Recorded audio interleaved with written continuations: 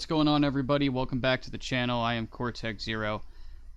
I wanted to have this video out the day that this particular report was released. This is what we've all been waiting for. However, I had some things going on outside of YouTube that I had to take care of, so this is coming a little late. I know I've been getting some emails and some messages on various social media platforms like, hey man, you know, when are you going to react to the UAP report? When are you going to give us your opinion? Well, here it is. I'm sorry that it came as late as it did, but nonetheless, we're here and we're going to discuss it. This is the unclassified portion of the preliminary assessment on unidentified aerial phenomena dated 25th of June 2021 via the Office of the Director of National Intelligence. What we're going to be discussing, aside from this portion of the report, are some of the leaks and some of the rumors that have been circulating in regards to the classified portion, the section of this that was not prepared for the public.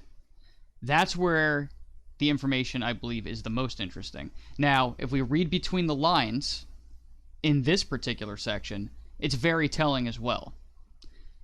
We're able to draw some really fascinating conclusions as to what's going on out there in the skies, and perhaps elsewhere in the oceans and somewhere in between. But what I'm going to do here is I'm going to read the report. I figured that there's a lot of people out there that aren't necessarily fans of reading through documents like this. They would rather listen to it. So I'm going to read it in full.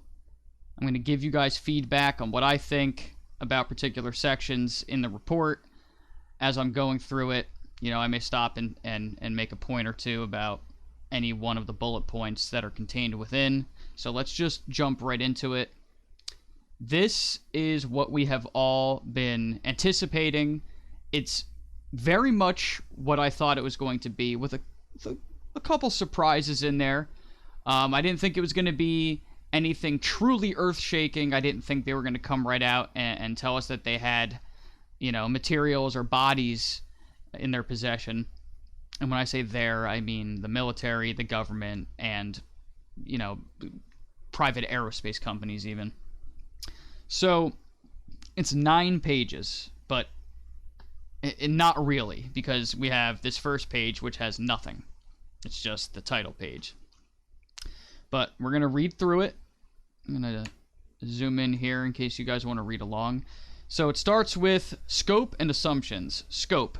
This preliminary report is provided by the Office of the Director of National Intelligence, ODNI, in response to the provision in Senate Report 116-233 accompanying the Intelligence Authorization Act, or IAA, for fiscal year 2021 that the DNI, in consultation with the Secretary of Defense, SEC-DEF, is to submit an intelligence assessment of the threat posed by unidentified aerial phenomena, or UAP, and the progress the Department of Defense Unidentified Aerial Phenomenon Task Force, or UAPTF, has made in understanding this threat.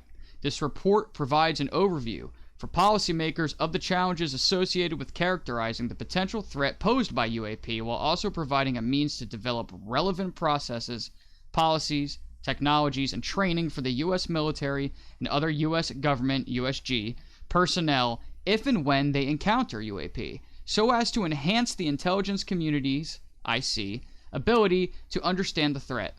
The director, UAPTF, is the accountable official for ensuring the timely collection and consolidation of data on UAP. I said that kind of weird. It's supposed to be consolidation. I said consolidation. Sorry about that.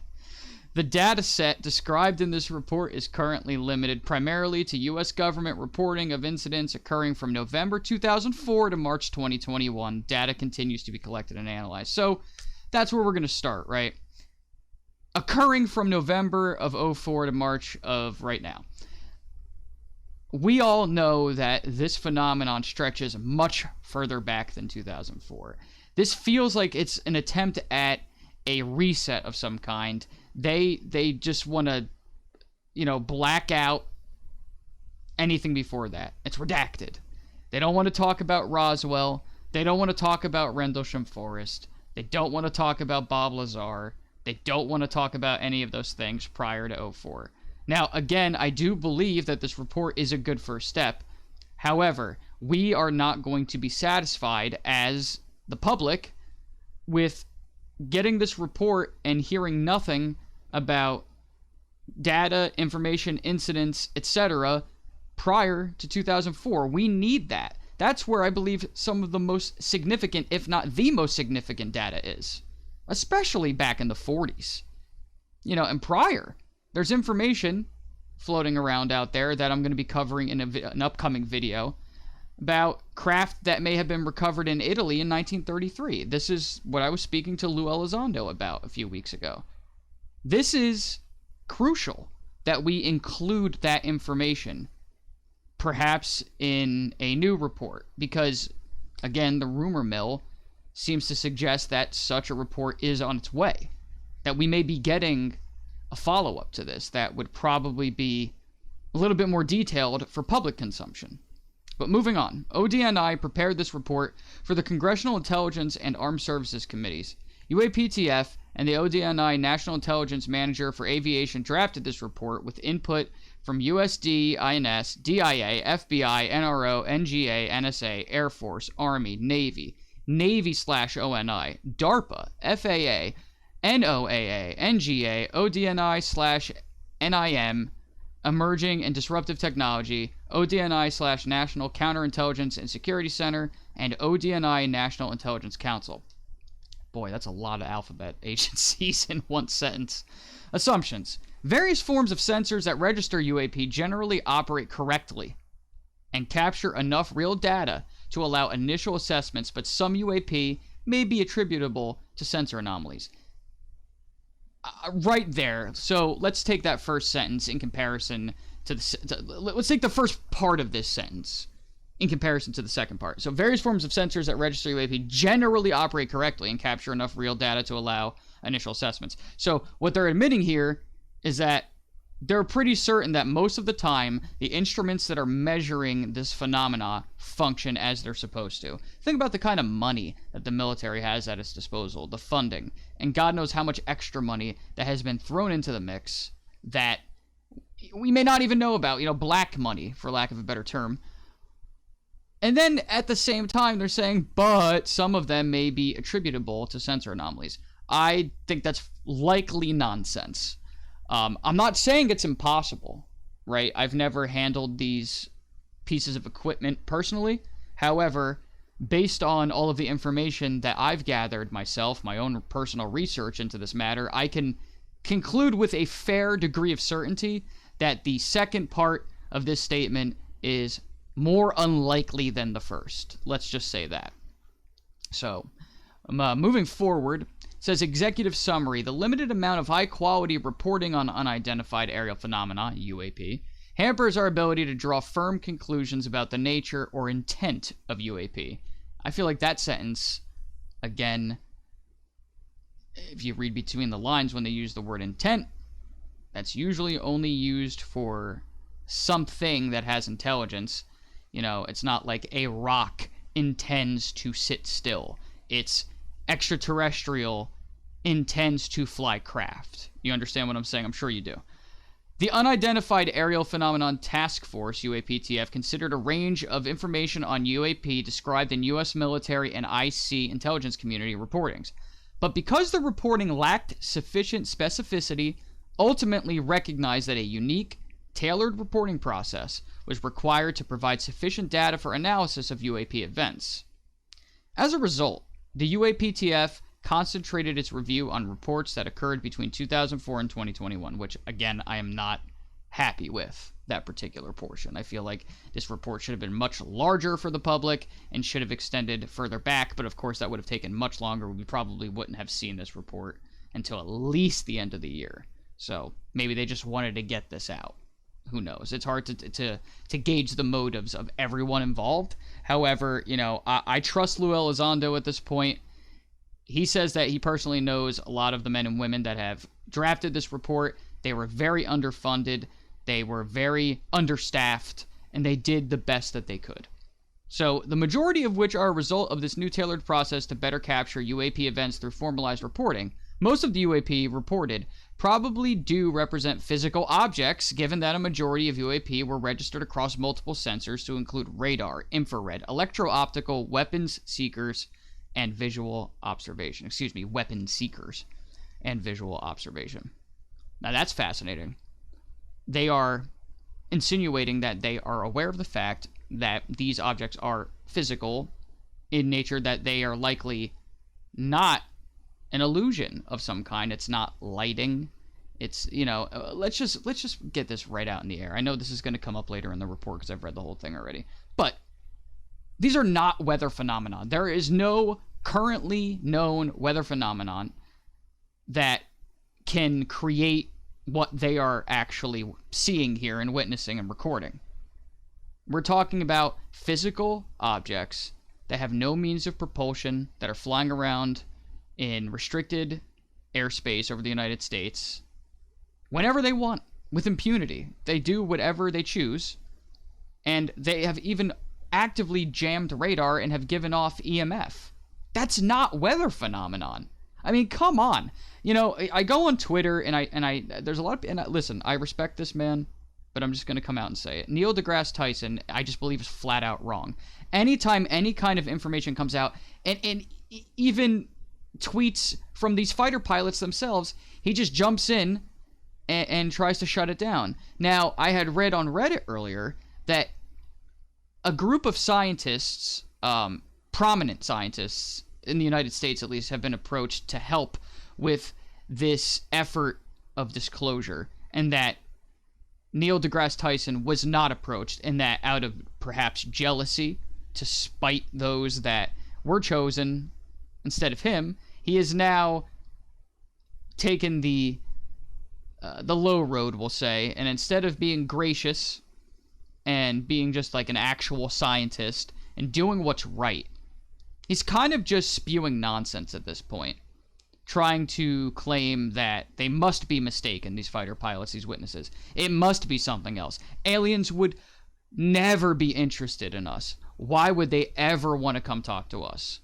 How narcissistic of us to assume that an intelligence, a species, a civilization this advanced would come this far from God knows where to come visit us.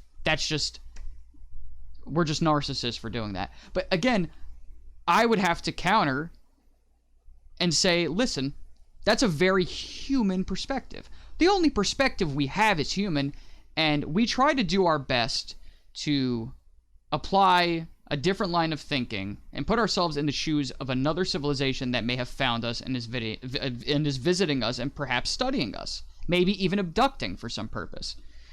Now, if we just examine it in that regard, isn't it reasonable to conclude that they may look at things very differently than us, and that no matter what reason we can come up with as to why they wouldn't visit us, that still may not be good enough?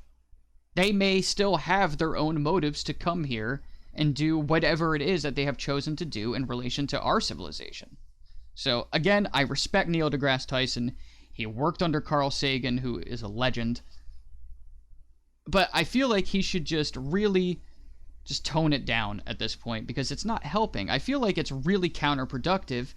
And, to put it really simply, if it quacks like a duck, and it walks like a duck, and it looks like a duck, there's a very good chance it's a duck. That's what we're dealing with here, right? We're seeing these things. It's being reported by the military. They're seeing this like every day, especially off the coasts.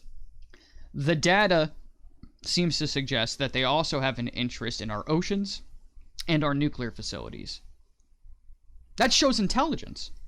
When you look at a map, I found a good map that shows UFO reports over the last, I think it was like 20 years. And you can literally see the clusters and swarms around very, very specific locations. So you mean to tell me that that's just all weather phenomenon? That's all, light aberrations. It's all illusion. These are all mistaken reports. These are not real. I mean, I just find that extremely hard to believe. It is, I mean, if you use Occam's razor, which I'm sure Neil deGrasse Tyson is a fan of and has mentioned many times, isn't it more likely that these are extraterrestrial or interdimensional or crypto-terrestrial or just some kind of intelligence that we have yet to scientifically understand, and we haven't necessarily done enough data collection to make any kind of determination as to who or what they are and what their motives are, as opposed to being a natural phenomenon? Because I believe that's the case. But I digress. This is where things get pretty interesting. In a limited number of incidents, UAP reportedly appeared to exhibit unusual flight characteristics. These observations could be the result of sensor errors, spoofing, or observer misperception and require additional rigorous analysis. Again, I disagree. I don't think that's the case. Maybe sometimes, of course, it's possible. But these are very well-trained observers, the best in the world. And there's multiple of them for these incidents that have occurred.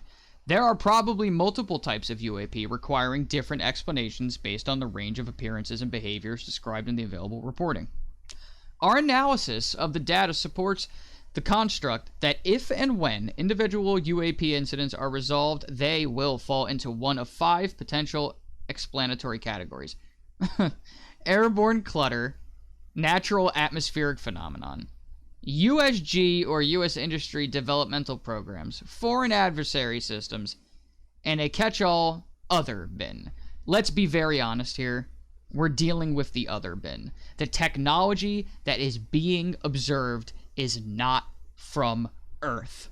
Or maybe it is, but it's not human. Let me clarify that. It's not human.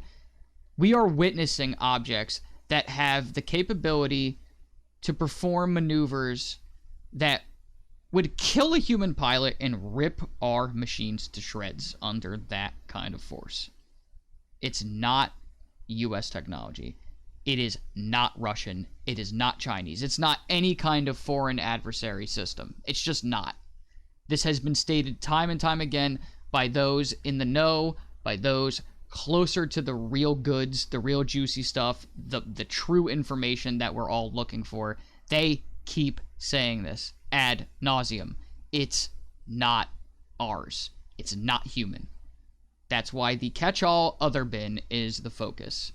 And sure, I have a little bit of a bias because I had a sighting when I was a child.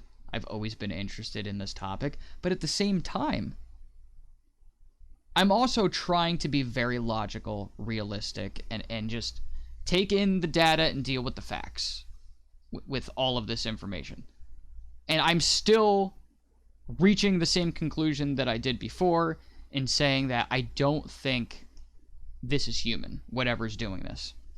So, carrying on with this, the UAP clearly pose a safety or flight issue and may pose a challenge to U.S. national security. See right there, doesn't that contradict the idea of this being weather phenomenon? At least anything natural or an illusion, some sort of misrepresentation, some kind of misinterpretation by the pilots, you know, weather anomalies, I don't think pose a threat to national security. Safety concerns primarily center on aviators contending with an increasingly cluttered air domain. UAP would also represent a national security challenge if they are foreign adversary collection platforms or provide evidence a potential adversary has developed either a breakthrough or disruptive technology. I agree with that. If that is the case, if it was foreign adversarial technology, then yeah, that's a problem. That would be one of the biggest mishaps and screw-ups in the history of national security in this country, perhaps even above 9/11 in terms of scope. That's not to say that 9/11 wasn't serious. It's to say that this is going on and on and on and on and on. But if this was that kind of technology, if it was Russian or Chinese or North Korean or Pakistani, any other country other than us, then why is it that the Chinese are actively stealing billions of dollars worth of our technological blueprints and information and data every year, or at least attempting to, if they were this far ahead of us, if any of these countries had leapfrogged us to this level by 1,000 years, then how come we are still competing the way they are? How come they're not dominating us? That's where it doesn't make sense. If they wanted to take over the planet and they had this technology, they could do it. That's why I truly believe this is not representing human technology. I don't think the data reaches that conclusion. I just don't see how we get there. I don't see how, with the amount of money that we pour in to basically spying on other countries, you really think that China or Russia has developed hypersonic or even beyond aerial technology right under our noses? I mean, give me a break. It's just not realistic. It really isn't. You know, and the scientific community, you know, there's a lot of brilliant scientists out there that have made comments on all of this, and even they have said something similar. They've said things like, you know, we would see a trend in global science and advancement.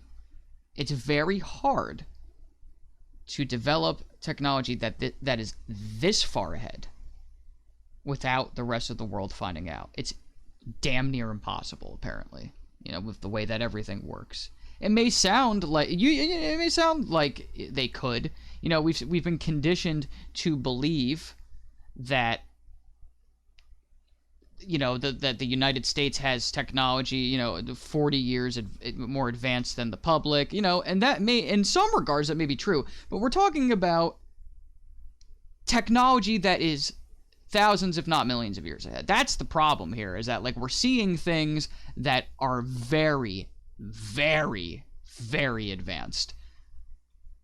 Dealing with physics that, like, we don't even understand, to the point that at times it appears that they are violating the laws of thermodynamics, kinetic energy, I mean, electromagnetism, you know, the gravitational principles, everything.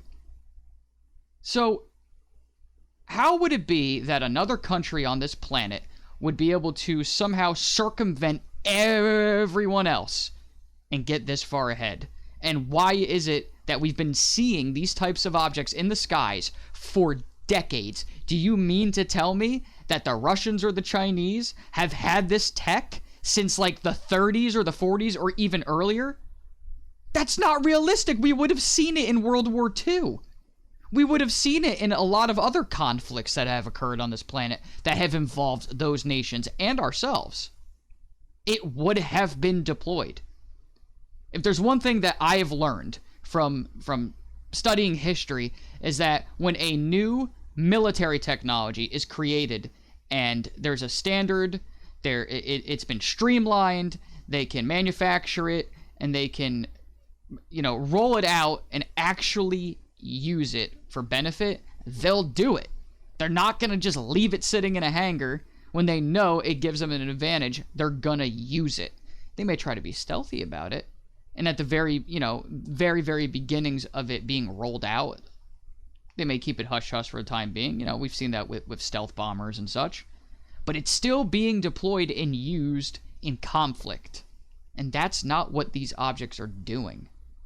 They are moving in remarkable ways, achieving speeds that no human-created aircraft has ever even gotten near. So I just don't understand how we could continue this narrative of Russian or Chinese. I just, again, I don't mean to beat a dead horse. I've spent enough time talking about that particular part of this already. But moving on with this. Consistent consolidation of reports from across the federal government, standardized reporting, increased collection and analysis, and a streamlined process for screening all such reports against a broad range of relevant USG data will allow for a more sophisticated analysis of UAP that is likely to deepen our understanding.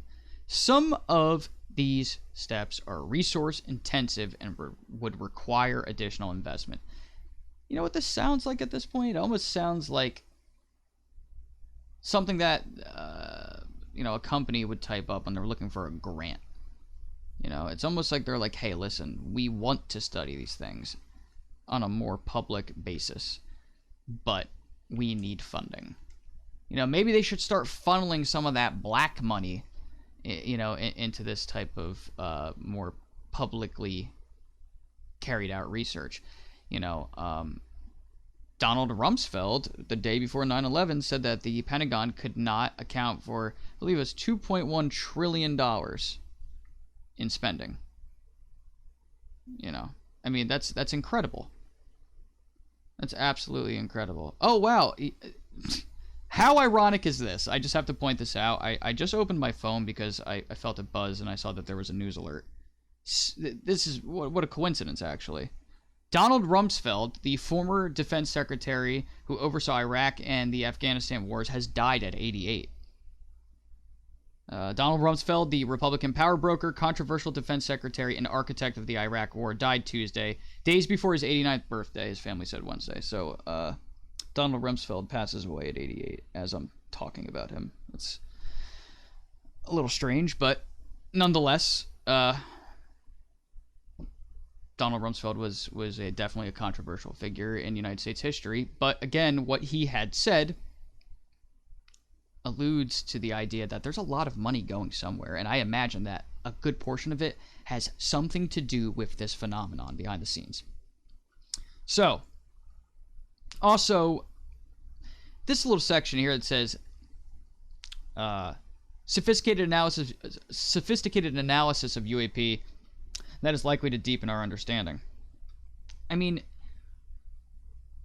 there's little things being said here that, again, it's without them coming right out and saying it, but those in the Pentagon that are in the know, the military and in private aerospace industry, they know this isn't weather phenomenon.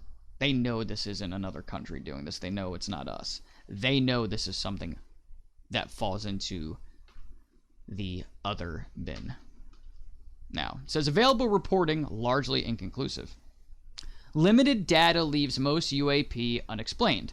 Limited data and inconsistency in reporting are key challenges to evaluating UAP. No standardized reporting mechanism existed until the Navy established one in March 2019. So, I believe that they do have a standardized reporting mechanism in secret, but not one that is generally publicly known, and not, it's not something that those in the military were required to do. A lot of times, again, if somebody reported one of these encounters, they were called crazy and could lose their security clearance. They could get bumped down a few ranks. But now, all of a sudden, they're saying, hey, no, if you see it, say something. This is how it should have been. This is how we should have treated this. There are objects in the skies doing things that are absolutely incredible, that appear to possibly be from another planet or dimension. And we're just going to ignore it. We can't do that anymore. We can't do that anymore. So the fact that they've now created a standard way to report this that's a good sign. I'm on board with that. But again, A, it should have already been done, and B, I think it does happen, but behind closed doors. If a report is filed, it's kept somewhere out of reach. But now, perhaps, that will no longer be the case, and it will be more available to everyone. And maybe even the scientific community, so they can examine it. The real scientists that really want to get to the bottom of this, that don't want to just write everything off at face value, that want to know just like the rest of us want to know. This is the most important research project in the history of humanity. Another civilization, another species, perhaps from another star system, may be visiting our planet. We have to get to the bottom of it. We need to know what's going on with this, and we need to know now. We have to keep pressing and pressing and putting pressure on lawmakers and everyone else involved to tell us the truth about these things. But moving on, the Air Force subsequently adopted that mechanism in November 2020, but it remains limited to USG reporting. The UAPTF regularly heard anecdotally during its research about other observations that occurred but which were never captured in formal or informal reporting by those observers. After carefully considering this information, the UAPTF focused on reports that involved UAP largely witnessed firsthand by military aviators and that were collected from systems we considered to be reliable. These reports describe incidents that occurred between 2004 and 2021, with the majority coming in the last 2 years as the new reporting mechanism became better known to the military aviation community. So that is important. That is a good step that was taken. So I agree with them in applying that now, which, again, this should have always been, but I digress. We were able to identify one reported UAP with high confidence. In that case, we identified the object as a large deflating balloon. The others remain unexplained. This is very important. 144 reports originated from USG sources. Of these, 80 reports involved observation with multiple sensors. Most reports described UAP as objects that interrupted pre-planned training or other military activity. UAP collection challenges. Sociocultural stigmas and sensor limitations remain obstacles to collecting data on UAP. Sociocultural stigmas. The little green men tinfoil hat angle. The conspiracy theory angle. It's time to let that go, everybody. If you are someone who is highly skeptical, or you still think that this is a bunch of nonsense, I hate to burst your bubble, but you're going to have to change the way that you view this. You have to be fair. You have to apply the scientific method. These are real. Understand that as of today, right now, it has been admitted by those who have denied it for decades that UFOs are real. They are real. They are as real as anything else that you see outside or in the sky or in the ocean, anything physical. They exist. They are out there, and we need to study them. It's really just that simple, and it's time that we all get together and get to it. We have great technology at our disposal to do just that. And I feel like this is actually moving in the right direction. I know there's some pessimism in the community. Some people think that this is a ruse. They don't trust everything. And, like, I understand. It's going to be hard to trust all of the information that's coming out. But one thing is for certain. This is real. And it's happening. And we need to learn about it. Narratives from... Or wait, where are we at here? I think I skipped ahead there. Although some technical challenges, such as how to appropriately filter out radar clutter to ensure safety of flight for military and civilian aircraft, are long-standing in the aviation community, while others are unique to the UAP problem set. Narratives from aviators in the operational community and analysts from the military and IC describe disparagement associated with observing UAP, reporting it, or attempting to discuss it with colleagues. Although the effects of these stigmas have lessened as senior members of the scientific, policy, military, and intelligence communities engage on the topic seriously in public, reputational risk may keep many observers silent, complicating scientific pursuit of the topic. So, again, the stigma. You know, if I keep seeing a ghost... Or let's say I see a real ghost every morning at 7 a.m. But I get made fun of every time I bring it up. But it's there. I'm seeing it. It's real. It's tangible. It's believable to me because I observed it. And I can even bring other people with me to observe it. I keep my mouth shut because everyone around me is calling me a kook. And they're even threatening my employment. There's a lot of people who have probably seen some quite extraordinary things. It's remarkable that anybody would go to those kinds of lengths to be that disruptive when they see something truly extraordinary. That's not fair. It isn't. We can't be doing that kind of thing. How are we going to collect any data? How are we going to get to the bottom of this? Are we just going to act like this is fake? We're just going to act like this doesn't exist, that it's impossible? If you think that it is absolutely there's just no chance that we're being visited and that there's nobody else out there in this vast universe, just keep in mind, us humans, humanity, mankind, we are a species that exists on a planet flying through space on a rock orbiting a ball of fire. Like, we're here. So why can't anybody else be? Just, I mean, it's really, it's pretty simple. The math doesn't even add up properly when taking that into consideration. I would say that it would be more mathematically outrageous to think that we're the only ones out there, or out here, however you'd like to say it, in reality, in this three-dimensional universe. It would be asinine to think we're the only ones that exist. It really would be. And look at how many other species exist on this planet aside from us. The universe is mind-bogglingly large. So, when you really properly lay this out mathematically and you write an equation to determine how many civilizations could be out there, you begin to realize that the chances of us being alone are astronomical, actually, not the other way around. So, moving on with the report. The sensors mounted on U.S. military platforms are typically designed to fulfill specific missions. As a result, those sensors are not generally suited for identifying UAP. Sensor vantage points and the number of sensors concurrently observing an object play substantial roles in distinguishing UAP from known objects and determining whether a UAP demonstrates breakthrough aerospace capabilities.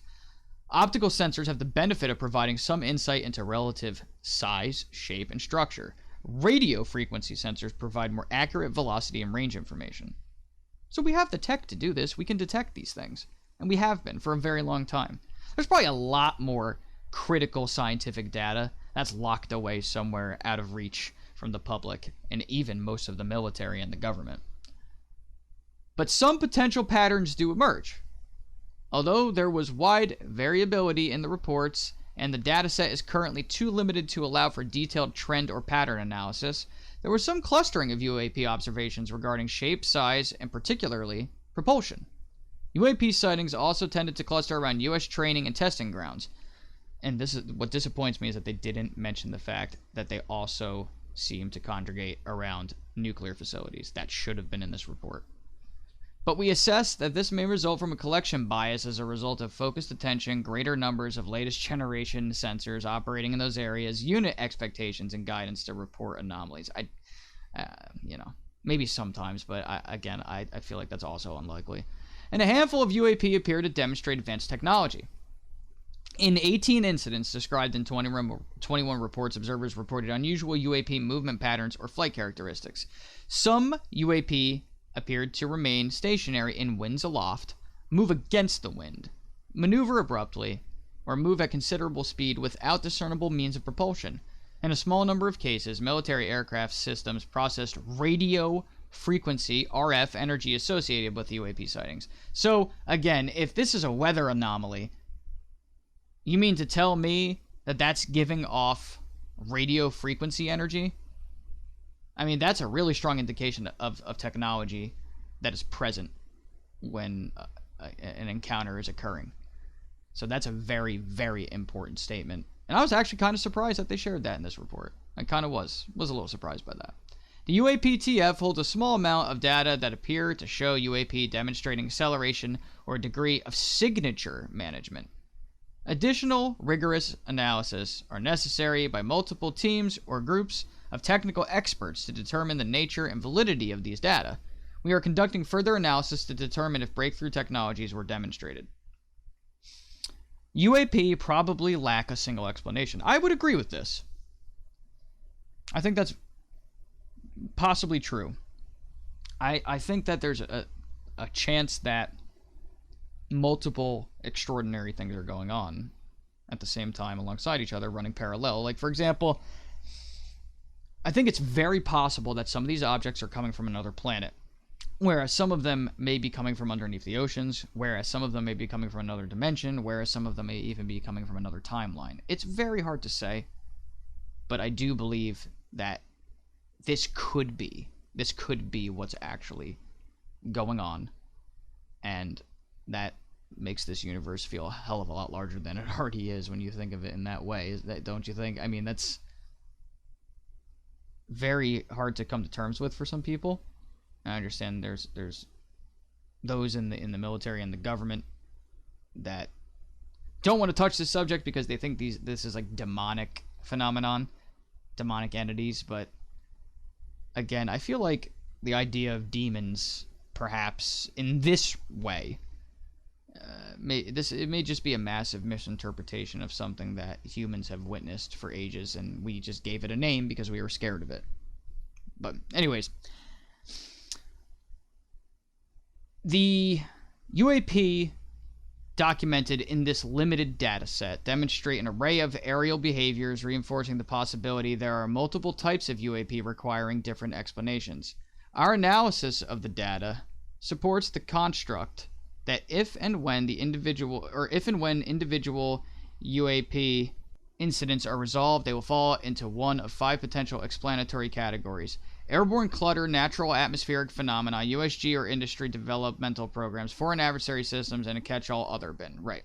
With the exception of the one instance where we determined with high confidence that the reported UAP was airborne clutter, specifically a deflating balloon, we currently lack sufficient information in our dataset to attribute incidents to specific explanations. When we see these 5 categories that they're referring to, airborne clutter, natural atmospheric phenomena, USG or industry developmental programs, foreign adversary systems, and other, I believe that, and I'm specifically referring to the most famous cases, the footage that has been released starting in 2017. Those objects fall into other. There is no known weather phenomenon that could explain any of those. It's clearly not airborne clutter. We've already gone over all of these already. It's not a developmental program. It is highly doubted by those in the know and those with the connections that have come forward that this is a foreign adversary system of some kind.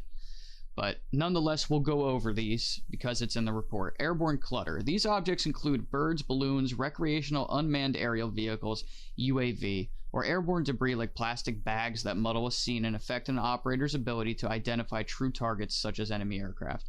Natural atmospheric phenomena.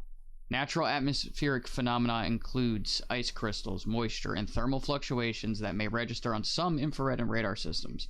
USG or industry developmental programs. Some UAP observations could be attributable to developments in classified programs by US entities.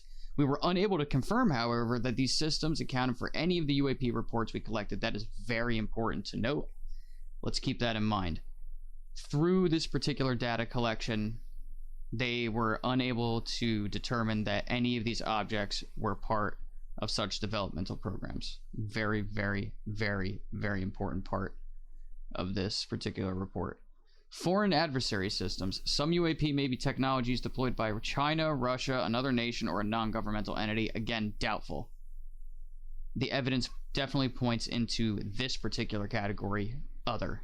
Although most of the UAP described in our dataset probably remain unidentified due to limited data or challenges to collection, processing, or analysis, we may require additional scientific knowledge to successfully collect on, analyze, and characterize some of them.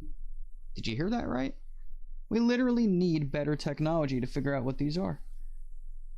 You know, if this was a man-made object that we're looking at in video A, or man-made objects in, video B, or whatever we're looking at, I don't think they'd be saying this. I feel like again, this is reading between the lines. I would imagine that they're basically admitting, yeah, it could be these things above these other categories in some instances, but we know that there are cases where it is not, and it falls into other, and we don't even have the tech to understand them. We're not even there yet. We would group such objects in this category pending scientific advances that allow us to better understand them. See, exactly. The UAPTF intends to focus additional analysis on the small number of cases where a UAP appeared to display unusual flight characteristics or signature management. You know, they're admitting this. They're admitting it. Right? That's exactly where my head is at with this. You know, most of us that have studied this topic or have any interest in it to the point that we, you know, go out and buy books, watch documentaries, etc. It's very clear that we're being visited. I mean, the amount of eyewitness testimony over decades, the whistleblowers, the video footage, the photos, the physical evidence, it's all there. But now we need to apply the rigorous scientific method that this particular subject matter calls for and deserves. We should, again, and I've said it again, I know I'm being a dead horse, but I'll say it one more time. We should have been doing this. We should have already been at it. This is the most important discovery in the history of humanity, and we're just pretending like it's nonsense. We're ignoring it. We stigmatize it. And that's a joke to me. I feel like we got to do better than that. We have to do better. And we will. We're going to do better, and we are doing better already. And moving forward, we just have to keep pushing and keeping the pressure on the politicians, the military, and those that really want to try to continue to keep this secret. You know, I feel like some of the concerns that sparked the initial cover-up back in the day are no longer as relevant as they used to be. But moving forward with the report, UAP threaten flight safety and possible national security. UAP pose a hazard to safety of flight and could pose a broader danger if some instances represent sophisticated collection against U.S. military activities by a foreign government or demonstrate a breakthrough aerospace technology by a potential adversary. Ongoing airspace concerns. When the aviators encounter safety hazards, they are required to report these concerns. That's pretty obvious, correct? I mean, we should be reporting anything. And again, they ignore UAP. They ignore it half the time, or say, you know, you're crazy, just, you know, file that away somewhere. Pretend like you didn't see it. Can't be doing that anymore, and it seems like we're getting out of that bad habit, and I do appreciate that. Depending on the location, volume, and behavior of hazards during incursions on ranges, pilots may cease their tests and or training and land their aircraft, which has a deterrent effect on reporting. The UAPTF has 11 reports of documented instances in which pilots reported near misses with the UAP. I mean, right there. That's one of the most startling pieces of information in this report. There have been situations where our pilots have come very close to colliding with these objects. If that isn't reason for concern, or at least a reason to check this out, I really don't know what is. Potential national security challenges. We currently lack data to indicate any UAP are part of a foreign collection program or indicative of a major technological advancement by a potential adversary. They're admitting it right here. This is, in my opinion, the most important part of the entire report. Because this is a narrative that has been just, I feel like this narrative has been on the forefront. This narrative has probably been pushed more than anything else when trying to explain this away as being something other than extraterrestrial, interdimensional, crypto-terrestrial, ultra-terrestrial, or something, you know, altogether different that we don't have a word for yet. They are saying this. They don't have the data to indicate that they are part of a foreign collection program or indicative of a major technological advancement by a potential adversary. It's not Russian. It's not Chinese. It's not North Korean. It's not Pakistani. It's not Indian. It's not United States technology either. Pay very close attention to what you're reading here. They are telling you. They are telling everybody, hey, you know, we put it out there, but we know it's not. They know. There's so many people in government that know. But they have to keep their mouth shut still. Like, this report's a good step, but we are still being lied to about it. We continue to monitor for evidence of such programs given the counterintelligence challenge they would pose, particularly as some UAP have been detected near military facilities or by aircraft carrying the USG's most advanced sensor systems. Again, a failure to include the nuclear sites. This is an opportunity right here where they could have put that, and it's a shame that they didn't. I mean, Senator Harry Reid had even spoken about this on camera in the Phenomenon documentary. I don't understand why that was left out, because that's such a huge, crucial piece of data. You know, I mean, it blows my mind that was left out of this report. I wish they had added that. I really do. I feel like that was a missed opportunity, but we're all aware of it, those of us that have done enough research. Explaining UAP will require analytic collection and resource investment. Again, this feels like they're applying for a grant. I had mentioned this earlier in the video. Standardize the reporting, consolidate the data, and deepen the analysis. In line with the provisions of Senate Report 116-233, accompanying the IAA for fiscal year 2021, the UAPTF's long-term goal is to widen the scope of its work to include additional UAP events documented by a broader swath of USG personnel and technical systems in its analysis. As the data set increases, the UAPTF's ability to employ data analytics to detect trends will also improve. The initial focus will be to employ artificial intelligence and machine learning algorithms to cluster and recognize similarities and patterns in features of the data points.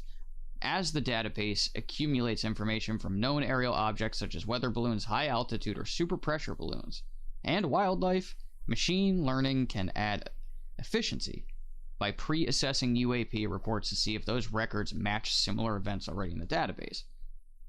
I mean, we could have deployed this tech years ago, which, again, that's publicly, though. I feel like they've already been doing this, so shouldn't be too hard to get that rolling since they've likely already started it. The UAPTF has begun to develop interrogancy, analytical, and processing workflows to ensure both collection and analysis will be well-informed and coordinated.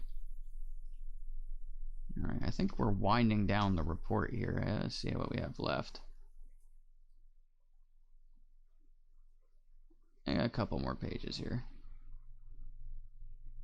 I really wish that we had our hands on the classified portion. I heard that was fun. We'll get to that at the end of the video. We'll talk about some things in relation to that particular section of the report, which is the most interesting section out of everything. And of course, the public doesn't get to see it, but there are leaks, and we're going to talk about them. The majority of UAP data is from U.S. Navy reporting, but efforts are underway to standardize incident reporting across U.S. military services and other government agencies to ensure all relevant data is captured with respect to particular incidents and any U.S. activities that might be relevant. The UAPTF is currently working to acquire additional reporting, including from the U.S. Air Force, USAF, and has begun receiving data from the Federal Aviation Administration, FAA. Although USAF data collection has been limited historically, the USAF began a 6-month pilot program in November 2020. This is interesting. To collect in the most likely areas to encounter UAP, and is evaluating how to normalize future collection, reporting, and analysis across the entire Air Force. So, as the pandemic was beginning, or excuse me, as the pandemic was carrying on, the Air Force was literally out searching for UAP. They were UFO hunting in the middle of the pandemic. Like, what? I feel like we jumped timelines at some point earlier in my life. It's like, well, how the hell did we get here? There's a virus infecting the globe, and the Air Force is out searching for UFOs, and now it's in a report. Like, whoever saw that coming? The FAA captures data related to UAP during the normal course of managing air traffic operations. The FAA generally ingests this data when pilots and other airspace users report unusual or unexpected events to the FAA's Air Traffic Organization. In addition, the FAA continuously monitors its systems for anomalies, generating additional information that may be of use to the UAPTF. The FAA is able to isolate data of interest to the UAPTF and make it available. The FAA has a robust and effective outreach program that can help the UAPTF reach members of the aviation community to highlight the importance of reporting UAP. You know, these are standards that that I feel like, again, should have been like the foundation, should have been the pillars of something that, you know, long standing, but people just literally refused to take this seriously. But I think now that the right witnesses have come forward and the right kind of evidence has been presented, they have now decided that, oh, okay, now we'll listen. Expand collection. The UAPTF is looking for novel ways to increase collection of UAP cluster areas when U.S. forces are not present, as a way to baseline standard UAP activity and mitigate the collection bias in the dataset. So I'm guessing what they mean here is that they want to collect data so that they can make a comparison between when the United States military is present in an area where UAP are swarming and when the military is not present. That's pretty interesting. I believe that's what they mean by that. One proposal is to use advanced algorithms to search historical data captured and stored by radars. The UAPTF also plans to update its current interrogancy UAP collection strategy in order bring to bear relevant collection platforms and methods from the DoD and the IC. I think that's supposed to say in order to bring to bear. Increase investment in research and development. The UAPTF has indicated that additional funding for research and development could further the future study of the topics laid out in this report. Such investments should be guided by a UAP collection strategy, UAP R&D technical roadmap, and a UAP program plan. All right, so let's get on to the next page here. I believe we're nearing the end. Okay, so we have an appendix of terms. As you guys can see here, I mean, this is very self-explanatory. I don't think we have to really go over this. I'll just read it for anybody that's not actually watching the video and you're just listening. It's just, again, and I'm sure you can define them in your own head. Unidentified aerial phenomena, UAP, UAP event, UAP incident, and a UAP report. Well, the difference between the event and the incident I'll go over. The event is a holistic description of an occurrence during which a pilot or aircrew witnessed or detected a UAP, but a UAP incident is a specific part of the event, to be clear. Yeah, this is just all a appendix. So, what I really wanted to stress at this point is that it's just how the mainstream media is now seemingly on board. And they, you know, two specials have aired. We had TMZ interview Corbell, George Knapp on Fox the other night, and then actually a really interesting special, the way things were presented, with some really cool footage from Russia of a triangular UFO that was smuggled out of Russia by George Knapp, apparently. It's aired on the Discovery Channel. You know, I would think that this is probably going to continue. They're basically on a media crusade to get everybody's attention. And now listen, I understand there have been some complaints. I saw it on Reddit when Jeremy Corbell promised a new footage drop and it wasn't the best quality. You know, a lot of people were like, hey, I could have just walked outside and had a bunch of my friends hold two candles close to each other and we could have filmed this and made it look like that. But again, there's a lot more information that can be tied to this piece of footage. And Jeremy Corbell and George Knapp have done a lot up to this point to push this narrative forward. So, yes, wasn't the best footage, and I will agree that Jeremy should maybe tone it down a little bit when the footage isn't going to be that great. He hypes it up, and then sometimes it kind of dive bombs. I'm with you guys on that, but I'm not going to bash the guy for the whole body of work, right? I'm not going to sit here and give him a hard time when looking at everything he has done up to this point. We're in a situation that's very fluid. There's new information flowing out all the time. There's ways that they have to go about releasing some of this footage. I'm sure they're sitting on more. They've said that. I believe that to be true. And people ask, well, why don't they just release everything they have? I feel like one of the reasons they don't, and they do it in increments, is because the people that may have handed them the footage or leaked information to them have asked them to do it that way. And in order for them to keep that source in good confidence, they literally just follow their direction. And again, it's almost like an unwritten rule. That's the journalists time and time again have established connections, and said individual tells journalists, hey, listen, I'm going to give you this, but you got to release it on Tuesday at 8 o'clock. After that, you can do whatever you want. It's just how the world works sometimes. The world of journalism functions in a certain way. And in order for them to keep the good stuff coming and to keep their source in their good graces, or to keep themselves in the good graces of the source, I should say, they have to kind of play ball. And I get it. It's annoying to a point, but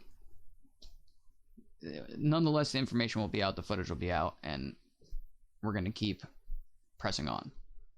I like where we're at. I feel like now this subject is beginning to rid itself of its stigmatization, because it's been decades of it conditioning public scrutiny. Now the people are really looking at it and saying, I think there's something actually going on here. I think we should actually pay attention. And now there's going to be some people that don't want to do that because they're afraid of it. They think this is like demonic. But I mean, let's say it is, right? Shouldn't we at least know that? Shouldn't we at least be aware of that? I feel like it's important enough that even if it's something we don't like I would rather hear an inconvenient truth than a convenient lie. This is something that I say. This is like a pillar of life that I have. This is like a code that I live by. I don't want to be fed BS, because then later down the line, once the truth comes out, I'm going to be even more upset when I find out. I'd rather just have it fed to me straight. I don't like the idea of just living a lie for the sake of protecting my sanity, when I'd rather just buckle in and try to take the truth as it is told to me. I just want to know. I don't want to play games. I don't want to hear stories. I want to know what's what. I want the facts. So we'll just read the appendix because it's there. Appendix B, Senate report accompanying the Intelligence Authorization Act for fiscal year 2021. Senate Report 116-233 accompanying the Intelligence Authorization Act for fiscal year 2021 provides that the DNI, in consultation with the SEC, DEF, and other relevant heads of USG agencies, is to submit an intelligence assessment of the threat posed by UAP and the progress the UAPTF has made to understand this threat. The Senate report specifically requested that the report include a detailed analysis of UAP data and intelligence reporting collected or held by the Office of Naval Intelligence, including data and intelligence reporting held by the UAPTF, a detailed analysis of unidentified phenomenon data collected by geospatial intelligence, signals intelligence, human intelligence, and measurement and signatures intelligence. A detailed analysis of data of the Federal Bureau of Investigation, which was derived from investigations of intrusions of UAP data over restricted U.S. airspace. A detailed description of an interrogancy process for ensuring timely data collection and centralized analysis of all UAP reporting for the federal government, regardless of which service or agency acquired the information. I'll just say there too, is that the alphabet agencies have a tendency to ignore each other or not work together all the time. And we saw a lot of that happening back in the early 2000s. Hopefully things have gotten better. I'm not really sure. I doubt it. But nonetheless. Identification of an official accountable for the process described in paragraph 4. Identification of potential aerospace or other threats posed by the UAP to national security, and an assessment of whether this UAP activity may be attributable to one or more foreign adversaries.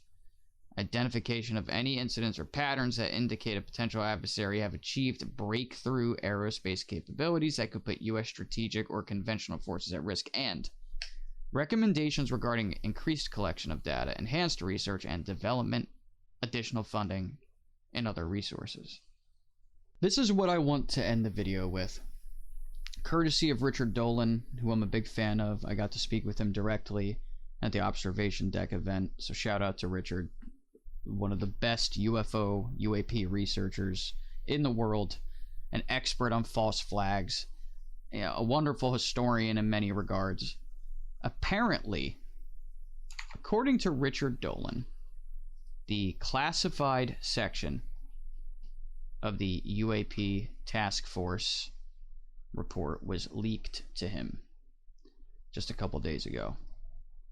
This is extremely crucial that we speak about this. The implications are more than important. This is staggering information. If true, I believe that it is likely true. Richard Dolan usually doesn't put anything out that's nonsense. He usually, checks, double checks, and triple checks. So let's go over what's in this image here. Richard Dolan claims that details of the classified version of the UAPTF report were leaked to him. This is courtesy of Reddit, posted by user SwiggyBaby. This is, again, extremely valuable information, especially if it's true. I believe it is factual.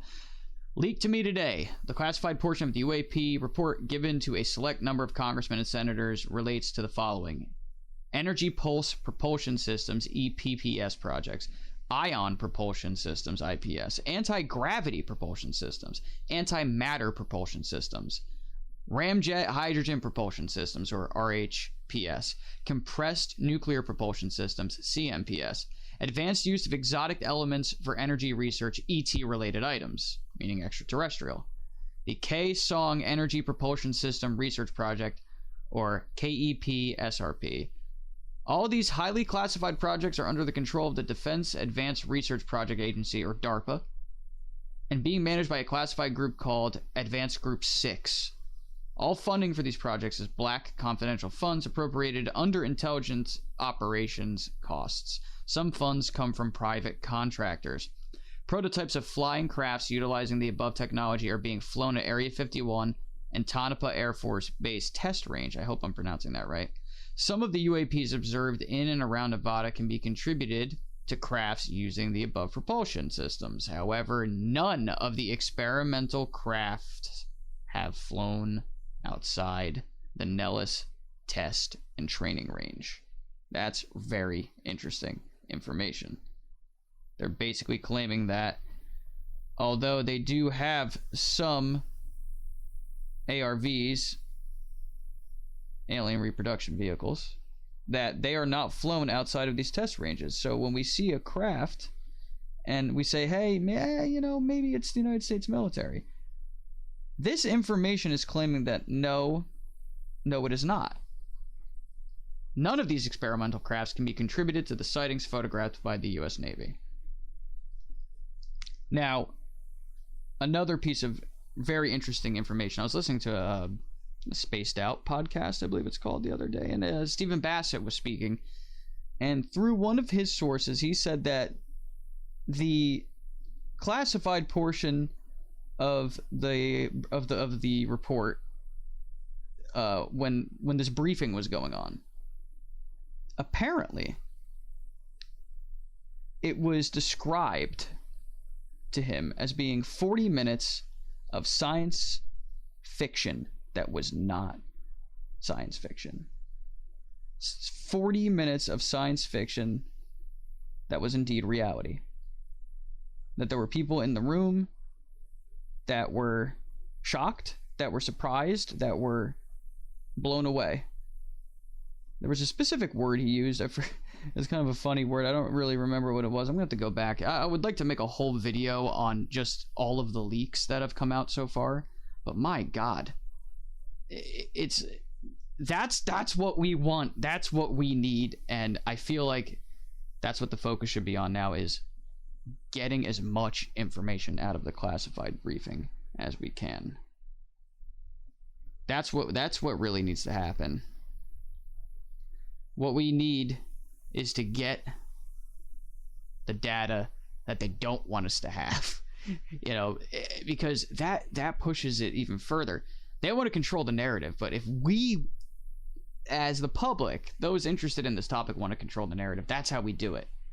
You know, I feel like someone's going to take one for the team. They're going to realize just how big this is, and someone's going to spill the beans and perhaps risk jail time and everything else accompanying that sort of action. But that's it for today, guys. Long video, but more than necessary to put out. I appreciate you if you stayed the entire time and listened to it. Thank you for watching the video. The next one is definitely going to be a collection of all of the potential leaks that I can find, if I can find anything else that's pertinent, and I'll make sure to share it all with you. Thank you so much. Leave a like if you could, subscribe if you enjoyed the content today, and I'll catch you in the next video.